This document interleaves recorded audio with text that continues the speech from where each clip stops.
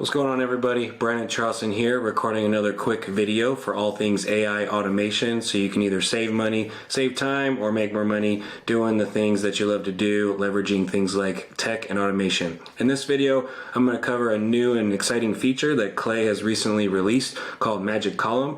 It's still in beta, but it's pretty much doing its magic, in all things. So there might be some inconsistencies, but they're definitely rolling out the feature, and it's pretty useful. So with that, I'm going to show you how I would use it, and so that way you can get started and hopefully get across the learning curve, so you can get your go-to-market strategy or any table that you're trying to put together and get it rolling out. So with that, let's dive in.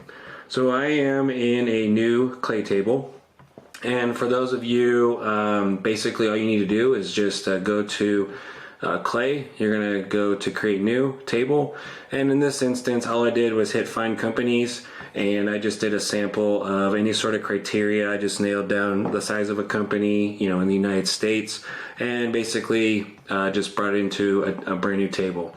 So as a sample, you can see I've generated 50 companies here. And so what you generally want to do is start with a workflow where you're nailing down companies, and then you're gonna have so this is a company table. And then from there, I'm going to enrich and score to make sure this is the type of companies that I actually want to reach out to. And then from there, I will find people within those companies, which will be a separate table. But for the sake of this video, you're going to use this new feature, and you'll see right here is a new selection called Use AI, right? Everything AI. And all you need to do is really just type in exactly what you're looking for.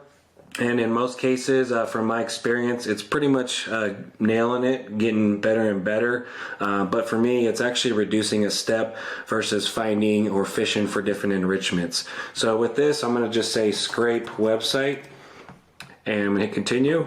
And you can see that scrape website enrichment pops up immediately, where you can fill in exactly what you're looking for, and it suggests the website URL, which is pretty damn accurate all the time, but you definitely want to verify that you're nailing exactly what you're going for, right? So if I were to do that, another thing you're going to want to make sure you are aware of is the run settings. And this is a separate video which I'll record more. Also, Eric Nowoslawski posts great content when it comes to that, so I definitely recommend you check his channel out. But with this, you're going to want to make sure you run a conditional formula as your workflow gets a little bit more down the road, so that way you're not wasting any credits and enriching companies and using tokens and credits and all that sort of thing that you shouldn't be, right? So with this, you just basically scrape website. So this is not a scrape website type of video, but let's do another instance here. So all you need to do is go to add column, again, enrich, and let's say I want to use Claygent to understand website.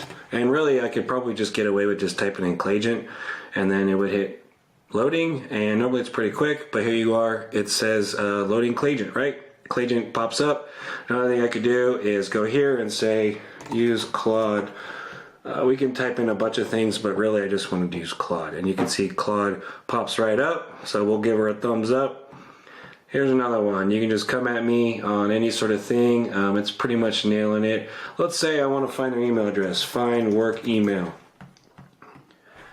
And you can see it brings up a find work email, but obviously the data provider, this is going to use drop contact. Depends on what data provider you use, whether it's Prospeo, Find Email, there's a number of them obviously. What I prefer is to use the waterfall enrichment, so that way I'm using different data providers sequentially. That way if one of them is not able to provide it, I'm going to use another one, or just pick your favorite one, right? But in this case, obviously it pulled up that, so what I would do as a fallback is just go to browse enrichments and then use something like Prospeo to find that, right? So you can see here that this feature is pretty exciting, because just like a lot of things, Clay is extremely versatile in all the things that you can do besides sales enablement, sales automation. You can really leverage automation to interpolate data in a number of ways, and it's pretty much like a Photoshop for all things data, right? There's really no limits when it comes to being able to flow data for exactly how you want to form that or mold it, right? Like Clay. No pun intended.